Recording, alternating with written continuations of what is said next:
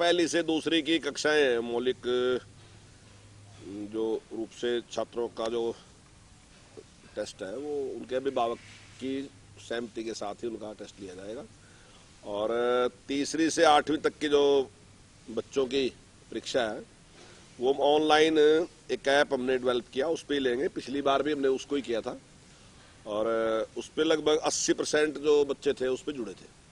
अब की बार हमें उम्मीद है कि उस पर 90% तक बच्चे अब की बार जुड़ जाएंगे और उस पर एक ही मोबाइल पे 5 बच्चे टेस्ट दे सकते हैं और सुबह 5 बजे से लेके और रात के 12 बजे तक ये जो ऐप है ये खुला रहेगा।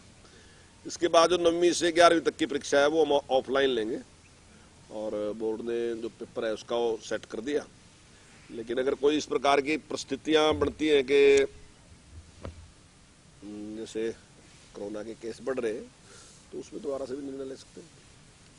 अभी तक कुल मिला के ठीक चल रहा है, लेकिन अब अगर कुछ इस प्रकार का कोई परिस्थिति बनती है, सामने आती है कोई, तो निश्चित तौर से उस पर परिस्थितियों के अनुसार निर्णय लेंगे।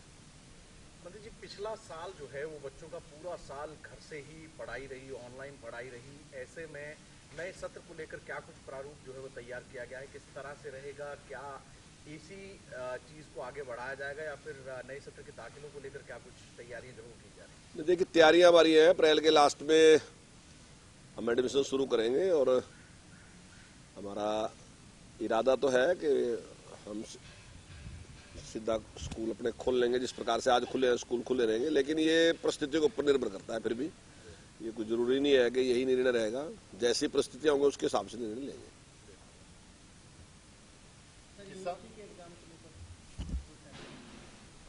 देखिए, यूनिवर्सिटी में हमने यूनिवर्सिटी को ही छूट दे रखी है कि वो जिस प्रकार से भी एग्जाम लेना चाहे, वो ऑनलाइन ऑफलाइन जिस प्रकार से भी लेना चाहेगी, तो वो वहाँ की परिस्थितियों के अनुसार वही निर्णय लेगी और दोनों ही ऑप्शन खुले हैं। कोरोना की संख्या लगातार बढ़ती जा रही है और किसान जो है वो धरने पे बैठे हुए हैं। क्या लगता है सरकार को क्या करना चाहिए? नहीं, सरकार को तो क्या, किसानों को ही करना चाहिए, कोई ऐसी बात है ही नहीं उसमें।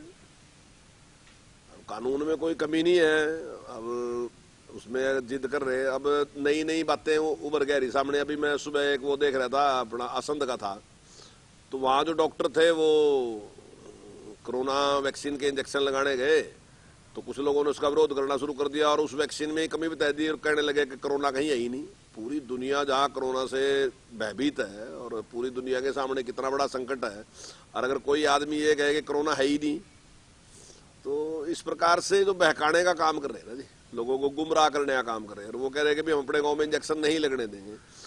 तो ये सारी की सारी ये खाली वैक्सीन की नहीं, कानून भी ऐसी है, कानून के मामले भी यही है। ना तो उसकी जानकारी है कि कानून क्या है और ना ही वैक्सीन की जानकारी है, लेकिन दोनों की चीजों के एक्सपर्ट बन रहे हैं कि वैक्सीन के बारे में भी राय हम देंगे कि ये लगनी चाहिए कि नहीं लगनी चाहिए।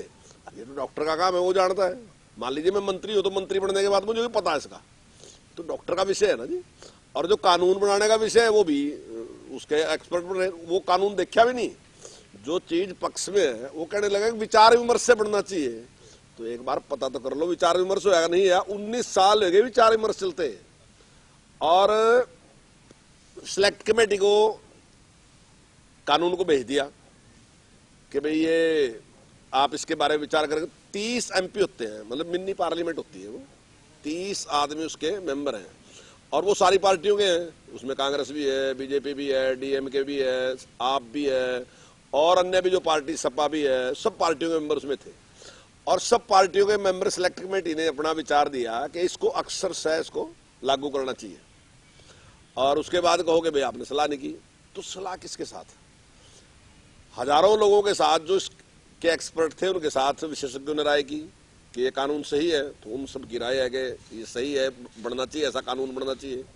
जो MLA थे, जो MP थे, उन सब के साथ विधानसभाओं में, लोकसभा में उसके ऊपर चर्चा हुई। अन्य अन्य जगह पर 19 साल तक चर्चा चलती रही। 19 साल के बाद कानून बना। अब कहने लगे तो कोरोना के काल में लिए, भाई पता तो करो कब से शुरू हो रहा। 2001 में इस पर कार्रवाई शुरू हुई थी और 2001 से कार्रवाई चलती चलती ऐसा गया, मतलब इतने लंबे टाइम तक जो जुड़े प्रतिनिधि थे उन्हें किसान की चिंता ही नहीं थी। तो वो सारे किसान की चिंता करने वाले थे, किसान के प्रतिनिधि थे। तो उन्होंने सबने विचार करके इस कानून को बनाया, निश्चित तौर से देश के भी हित में और किसान के भी हित में। और इसमें कहीं कोई जबरदस्ती है ही नहीं। आपका मंडी में मन करता है तो आप मंडी में बेचो, आपका मन करता है तो आप बाहर बेचो, बाहर की छूट ही तो दी, लिया तो कुछ नहीं। आपका मन करता है आप कॉन्ट्रैक्ट फार्मिंग करो, आपका नहीं करता आप जैसे पहले कर रहे वैसे करते हो, इसमें भी कॉन्ट्रैक्ट फार्मिंग जरूरी नहीं है। तो इसमें कहीं इस प्रकार की है ही नहीं। अब जो स्टॉक की बात है, अब एक टाइम था जब स्टॉक पे रोक लगाई थी, तब देश में उत्पादन कम था, जरूरत ज्यादा थी, उत्पादन कम था। आज उत्पादन ज्यादा है, लगभग 2.5-3 गुना ज्यादा है।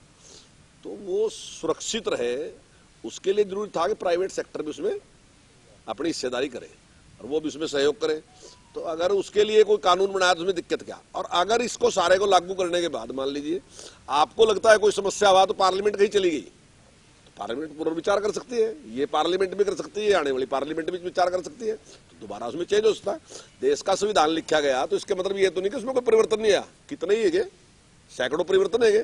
तो इस पर पुनर्विचार किया जा सका। अगर मान लीजिए इससे कोई नुकसान होता है जैसा ये कह रहे, दोबारा से विचार कर लो, दोबारा उसको ठीक कर लो, इसमें क्या दिक्कत है। लेकिन एक जिद करना कि नहीं हम तो ये मनवा के हटेंगे, हम तो जिद करेंगे, तो ये मैं समझता हूँ ना ही ये किसान के हित में है, ना ही ये देश के हित में है। मुझे लगता है केवल और केवल अपनी राजनीति, अपना महत्व बढ़ाने के लिए कुछ लोग इसको करना चाहते हैं, उनका उद्देश्य कोई किसान वाला नहीं है। धन्यवाद।